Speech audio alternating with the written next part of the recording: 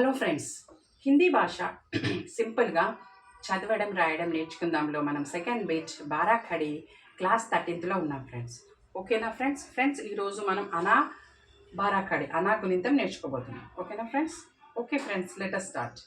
అనా, నా, నీ, నీ, ను, నో, డ్రో, నే, నై, నో, నౌ, నం, నహా.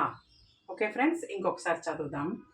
అణా, నా, ణి, ణి, ను, ను, నృ, నే, నై, నో, నౌ, నం, నహ.